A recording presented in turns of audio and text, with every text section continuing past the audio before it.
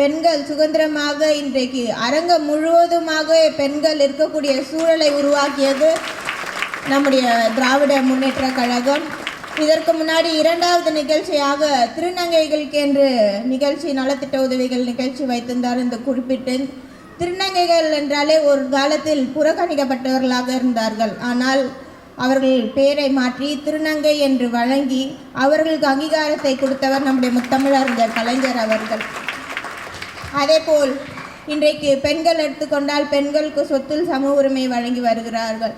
அதுவும் நாம் எடுத்து வந்தவர் நம்முடைய முத்தமிழறிஞர் கலைஞர் அவர்கள். அவரின் வழியில் இன்றைக்கு நம்முடைய மாண்புமிகு முதலமைச்சர் அவர்கள் பெண்களுக்கு வழங்கக்கூடிய புதுமை பெண் திட்டமாக இருக்கட்டும், காலை உணவு திட்டமாக இருக்கட்டும், இலவச பேருந்தாக இருக்கட்டும், சுய உதவி குழுக்களுக்கு கடன் ரத்தாக இருக்கட்டும், சுய உதவி குழுக்கு கடன் வழங்குவதாக இருக்கட்டும், இப்படி பல்வேறு வகையில் பெண்களின் முன்னேற்றத்துக்காகவே திராவிட முன்னேற்ற கழகம் வந்து செயல்பட்டு வருகிறது.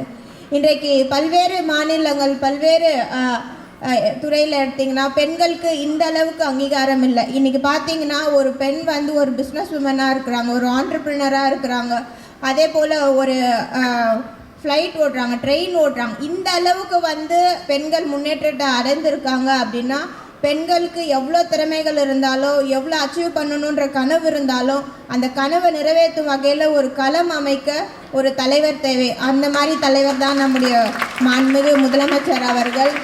இன்றைக்கு பெண்கள் எவ்வளோ பேர் அரசியலில் வரணும் அப்படின்ற ஆசை இருந்தாலும் தயக்கம் இருக்கிறது. ஆனால் அந்த தயக்கத்தெல்லாம் உடைத்து பெண்களும் அரசியலுக்கு வரலாம் அப்படின்று தமிழ்நாட்டை முழுவதுமாக டெல்லியில் குரல் கொடுக்குற அளவுக்கு நம்முடைய அக்கா அவர்கள் இருக்கிறார்கள். இன்றைக்கு அக்காவை பார்த்து எவ்வளோ பேர் வந்து அரசியலுக்கு வரணுன்ற ஒரு ஆர்வம் வந்திருக்கிறது. பெண்களும் அரசியலில் பயணிக்கலான்ற ஒரு முன்மாதிரியாக நம்முடைய தமிழகத்தில் நம்முடைய அக்கா செயல்பட்டு வருகிறார்கள். இங்கு வருகை தந்திருக்க அனைத்து சுய உதவி குழுக்களுக்கும் என்னுடைய வாழ்த்துக்களை தெரிவித்துக்கிறேன். மென்மேலும் திராவிட மாடல் அரசு அனைத்து மகளிர்களுக்கும் உறுதுணையாக இருக்கும் என்று தெரிவித்து வாய்ப்பினை வழங்கியமைக்காக நன்றி தெரிவித்துக்கிறேன்.